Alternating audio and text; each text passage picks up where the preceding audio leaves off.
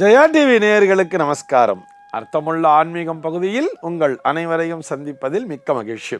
இன்னைக்கு நம்ம என்ன பார்க்க போறோம் சொல்லி பார்த்தோம்னா, கங்கை நதி ஏன் மிகவும் புனிதம் வாய்ந்ததாக பார்க்கப்படுகிறது என்ற கேள்விக்கான விடையைத்தான் பார்க்க போகிறோம். இந்த உலக அளவிலேயே எந்த நதிக்குமே இல்லாத பெருமை என்பது நம்முடைய அந்த கங்காதேவிக்கு உண்டு, அந்த கங்கை நதிக்கு உண்டு. இந்த அளவிற்கு எந்த நதியுமே போற்றப்படுவதில்லை என்பதை புரிந்து கொள்ள வேண்டும். மிகவும் ஒரு சிறப்பம்சம் வாய்ந்த நதியாக இந்த கங்கை நதியானது பார்க்கப்படுகிறது.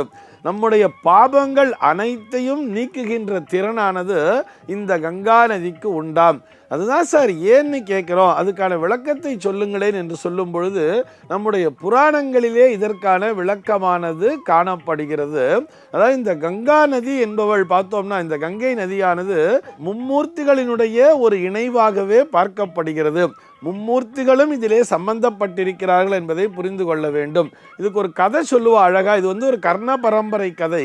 இந்த கதையில என்ன சொல்றான்னு பார்த்தோம்னா, இந்த மும்மூர்த்திகளும் ஒரு நேரம் ஒன்றாக இணைந்து உரையாடி கொண்டிருந்தார்களாம். அந்த நேரத்தில் விஷ்ணுவானவர் ஒரு கானத்தை இசைக்க தொடங்குகிறாராம். ஒரு நல்ல ஒரு அருமையான ஒரு சங்கீதத்தை அந்த நேரத்தில் இசைத்து கொண்டிருக்கிறாராம். அவருடைய அந்த சங்கீதத்திலே பரமேஸ்வரனானவர் மெய்மறந்து போய்விடுகிறாராம்.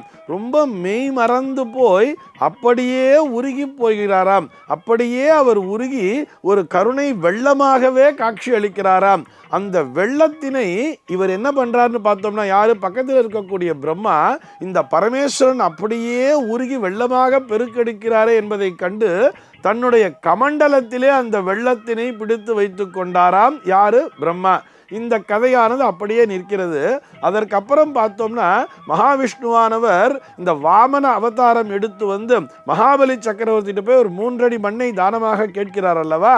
அந்த 3 அடி மண்ணை அவர் தானமாக கொடுத்துடுறாரு.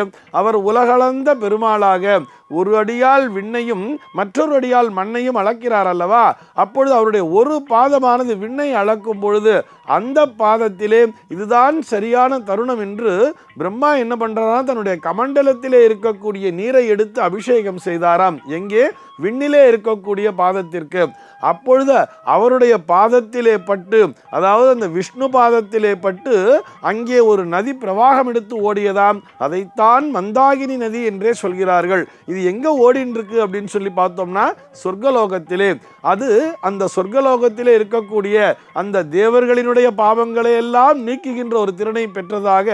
ஏன்னா அது மகாவிஷ்ணுவனுடைய பாதத்தில் பட்டு வர்றது இல்லையா, அதனால அது ரொம்ப விசேஷமான ஒரு பலனை தருகின்ற நதியாக இருந்ததாம். இப்படி இருக்கும் பொழுது பூலோகத்திலே தான் பகீரதன் அப்படிங்கிற ஒரு ராஜா என்ன பண்றார், அவருக்கு குழந்தை இல்லைன்னு சொல்லிட்டு ரொம்ப வருத்தமாக இருக்கும் பொழுது அவருடைய குல குருவினுடைய அந்த ஆலோசனையின் பேர்ல பார்த்தா அந்த பகீரதனுடைய முன்னோர்கள் எல்லோரும் சாம்பல்களாக அப்படியே இருக்கிறார்கள். அவர்கள் சாபத்தினை பெற்றிருக்கிறார்கள். அந்த பித்ரு சாபத்திலிருந்து விடுதலை கிடைத்தால்தான் பகீரதனுக்கு குழந்தை பிறக்கும் என்று வரும் பொழுது அதற்கான தீர்வு என்னன்னு சொல்லும் பொழுது, அது கங்கை நதியானவள் இங்கே பிரவாகிக்க வேண்டும். அதற்கு நீ அந்த கங்கா மாதாவை நினைத்து நீ தவமிரு அப்படின்னு சொல்லி முனிவர்கள் சொன்னார்களாம். அதனை நினைத்து இவரும் பகீரதனும் என்ன பண்றார், அந்த கங்காதேவியை நினைத்து பிரார்த்தனை செய்கிறார்.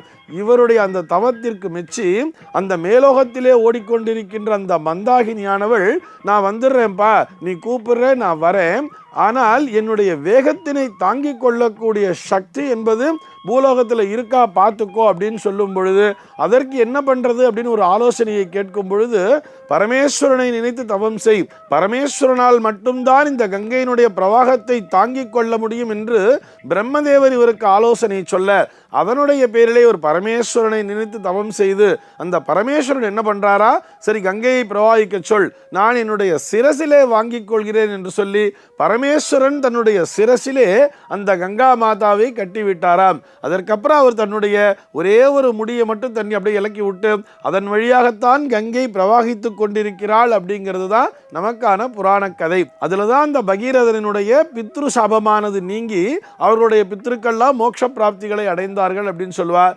இதற்காக பகீரதன் ரொம்ப முயற்சி பண்ணதுனால தான் அந்த பகீரத பிரயத்தனம் அப்படிங்கிற ஒரு வார்த்தையே வந்தது.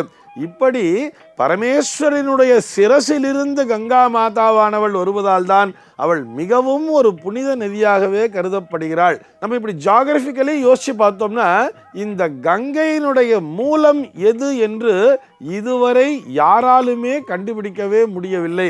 சார், கங்கோத்ரிங்கிற ஒரு விஷயம் இருக்கே, அங்கே தானே உற்பத்தி ஆறுதுங்கிறதெல்லாம் நாம் பார்த்த வரையில் மட்டும்தான்.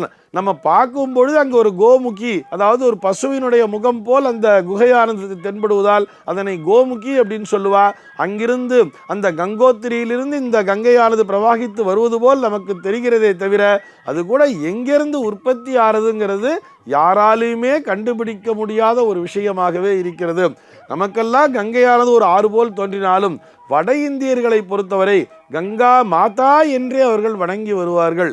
அடியேனுக்கே ஒரு எக்ஸ்பீரியன்ஸ் என்னன்னு சொல்லி பார்த்தோம்னா, நான் காசிக்கு சென்றிருந்த பொழுது அங்கே ஒரு பண்டிதரோடு அந்த படகிலே பிரயாணித்து கொண்டிருந்தோம்.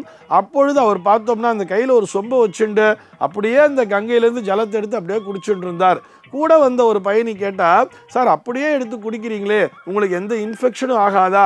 அந்த பக்கம் பிணங்கள் எரிந்து கொண்டிருக்கின்றன, ஒரு எரும மாடு செத்து கிடக்கு அந்த பக்கம், இந்த கறித்துண்டுகள்லாம் அதில் மிதந்து வந்துன்னு இருக்கே, நீங்கள் பாட்டி அப்படியே தண்ணி எடுத்து குடிக்கிறீங்களே அப்படின்னு சொல்லும்போது அவர் சொன்னார், இது ஜீவநதிப்பா, இங்கே எத்தனை உயிர்கள் மாண்டாலும் அங்கே அந்த ஜீவன் என்பது பரிபூர்ணமாக இருந்து கொண்டிருக்கிறது.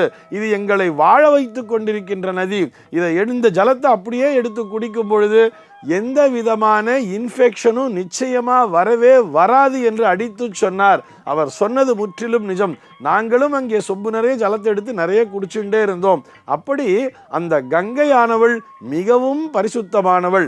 எத்தனை மலங்கள் இருந்தாலும் எத்தனை அழுக்குகள் இருந்தாலும் அத்தனையும் நீக்கக்கூடிய திறன் என்பது அந்த கங்கா மாதாவிற்கு உண்டு.